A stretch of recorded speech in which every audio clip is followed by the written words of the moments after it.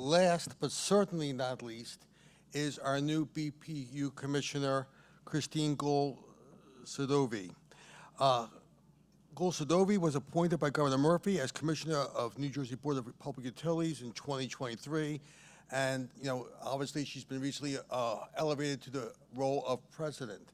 Prior to her nomination, she served as Cabinet Secretary in the Governor's senior staff, and she previously worked at the BPU, where she rose to the position of Chief of Staff under President Joe Fioraliso, helping to shepherd Governor Murphy's clean energy agenda. Here today, with no further ado, is President Guhl-Sadovy. Good afternoon, everyone. Thank you so much, Ray. I know I'm keeping everybody from food and drinks, so I'll try to be a little bit more concise than I had planned. Thank you again to BIA for inviting me to speak, and as I think everybody here knows, this invitation was originally extended to President Fioraliso, who we lost suddenly, and we miss very, very much. It's bittersweet to be in this role, but I'm really honored that the governor put his faith in me to carry on Joe's legacy on advancing the clean energy economy. I think Joe spoke to many of you in the audience on more than one occasion about the impacts of climate change, and today these impacts have only become more clear.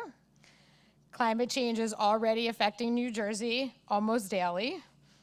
Extreme heat waves every summer, record temperatures in the fall and winter, or the intense rainfall and flooding that we're getting year-round. Even faraway climate impacts have consequences here, like the Canadian wildfires hundreds of miles away, which prevented our kids from being able to play outside, my own son included. And yes, climate change has catastrophic potential, but let's also think about the effects on our day-to-day lives and the financial implications that we're already seeing. Increases in the cost of food from droughts and floods around the country. Heavy rains causing flood damage to homes and businesses, as well as lost revenue to those businesses that have to close in places like Hoboken and Asbury Park. Insurance rates going up and homeowners not previously in flood zones now needing flood insurance. More frequent power outages, something I'm all too familiar with. The utility investments needed to prevent outages. More bad air quality days for vulnerable residents, which lead to more visits to the doctor and hospital. If you don't care about these impacts, you're not going to care about solutions. But these are major issues that won't be solved if only one town acts, or one state, or even one country. New Jersey has to do its part, and that's what Governor Murphy's administration is about. Doing our part to mitigate climate change while advancing the clean energy economy. Since the governor was elected, he has made New Jersey a national leader in the development of clean energy. Other states have learned from our successes over the last 6 years and modeled their policies and programs on our progress in offshore wind, community solar, and vehicle electrification. Our clean energy policies are about creating new job opportunities for New Jersey workers and about paying our workers fairly for the challenging work that they do. More than 53,000 New Jersey workers hold clean energy jobs, and in 2022, that number grew at the 4th highest rate in the nation. Earlier this year, we affirmed New Jersey's clean energy leadership with 3 executive orders. And before I say more, I need to make something clear that both Governor Murphy and former BPU President Fioraliso said many times before. We are not taking away anyone's gas stoves.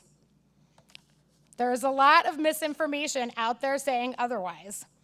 Suggesting that someone is coming into your home to take away your stove from the administration is simply untrue.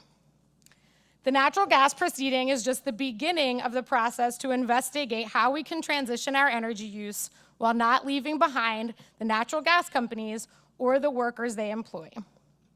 Transitioning to 100% clean energy by 2035 also means preserving our carbon-free nuclear generation.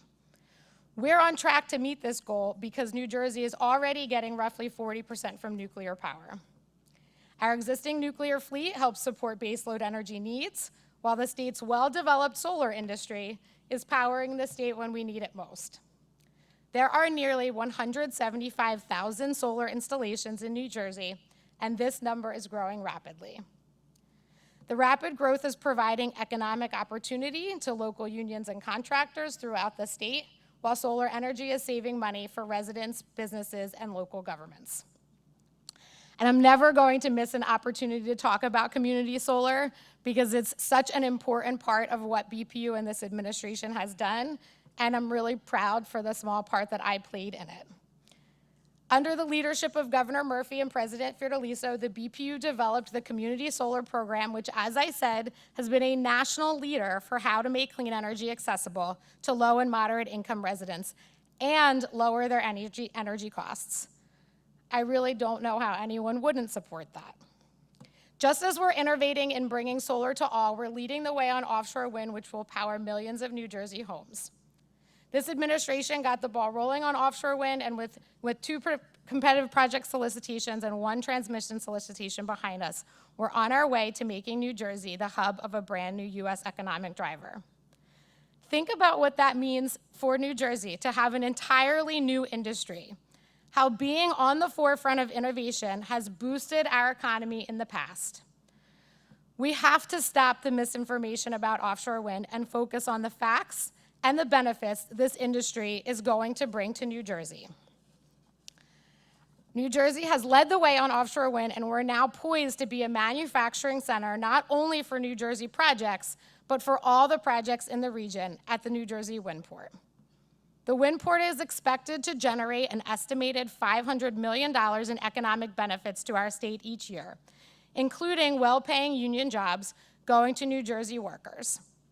I want to acknowledge former Senate President Steve Sweeney for all of his efforts to bring jobs and economic benefits to South Jersey. I think we can all agree that his leadership was and is critical to the success of the offshore wind industry.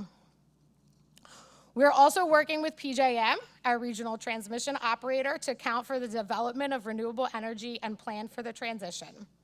We were the first state to consider transmission planning for offshore wind through the state agreement approach, which will result in hundreds of millions of dollars saved for ratepayers and additional economic development for the state. Generation and transmission are part of the equation, but reducing our energy use through efficiency investments is key to keeping household energy costs under control. As President Fiordaliso would often say, the cheapest, cleanest energy is the energy we don't use. To that end, we need to be smart and efficient about how we generate, use, and manage energy needs. We need to make every megawatt count.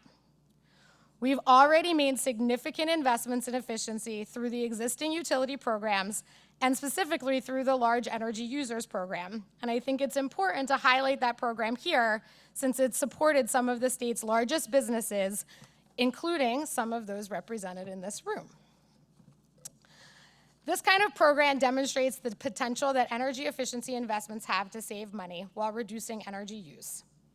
As we encourage efficiency in building electrification through incentives, we at the BPU are also encouraging the electrification of transportation. There are over 95,000 EVs on the road in New Jersey, and registrations here rose by nearly 50% last year. This was made possible through the successful Charge Up New Jersey program and other charging incentives through the BPU, DEP, and EDA. As we look to the next decade of vehicle electrification, the market is leading this charge with manufacturers developing more and more electric vehicle models and making their MSRPs more and more competitive. And with historic support from the federal government, we are making charging more accessible throughout the state. After all, most people now who buy electric are charging at home, but many people in our state who may want an EV don't have a garage or even a driveway, and that includes me because I live in Lambertville. I have neither. We recognize that there are upfront costs to electrification, but we also recognize that they can lead to drastic cost savings in the long run. That means we need to make sure that they are available and affordable for those who want to make the switch. We have immense federal support from President Biden's actions to fund clean energy. Through the IIJA, New Jersey is receiving hundreds of millions of dollars to keep costs down for our residents and businesses. We're receiving over $100 million just to install vehicle charging stations. We're also getting more than $32 million for grid hardening so we can make the grid stronger and more resilient. IIJA is providing significant funding for hydrogen through the competitive program. We've partnered with 6 other states to apply for $1.25 billion in funding to build the Northeast Regional Hydrogen Hub, including at least one facility in New Jersey. For those people who say we are moving too fast or being too ambitious, my first response is always, we can't afford to wait. But that's not because only the impacts of climate change are already impacting our daily lives. We have an opportunity with funding from the federal government to offset costs to New Jersey ratepayers. Why wouldn't we want to take full advantage of that? We need to keep this progress going. After all, the clean energy transition should be for all New Jerseyans. Everyone deserves to live in an efficient home, pay for affordable utilities, and have an opportunity to work in a job they can be proud of. How we deliver these opportunities will not be decided through one-sided mandates from the state, but through a cross-sector stakeholder process that accounts for the priorities of utility providers, industry, and labor. Thank you again for inviting me to speak. Thank you, Ray. I hope you all have a wonderful evening and can get to the bar as quickly as possible. Thanks.